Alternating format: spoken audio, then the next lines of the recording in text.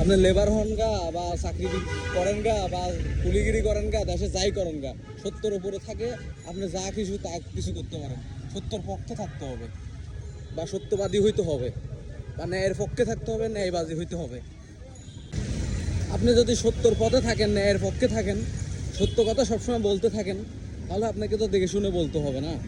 আপনি যদি অন্যায়ের পক্ষে কথা বলেন তাহলে তো অন্যায় অবশ্যই প্রমাণিত হইতে হবে না। তো তাহলে আপনাকে, আপনি ন্যায়ের পক্ষে থাকবেন, সত্য কথা বলবেন, তো তাহলে আপনাকে আবার মাফও চাইতে হবে। তার মানে আপনি না জেনে শুনে আন্দাজে ফক করতে থাকেন, তাহলে ফক করলে তো আপনাকে মাফ চাইতেই হবে এই জাতির কাছে। তো আপনি যদি ন্যায়ের পক্ষে থাকেন, সত্যর পক্ষে থাকেন, তাহলে কখনো ভয় পাবেন না, কখনো না জেনে শুনে কোনো কথা বলবেন না, মন্তব্য করবেন না, জ্ঞান খাটাবেন, মূর্খর পরিচয় দিবেন না, এটাই আর কি। তাহলে জাতির কাছে মাফ চাইতে হবে না, মাথা নত হইতে হবে না কারোর কাছে। সত্যর পক্ষে থাকুন, ন্যায়ের পক্ষে থাকুন, সবসময় মাথা উঁচা করে বাঁচুন। এই হচ্ছে বাংলাদেশ।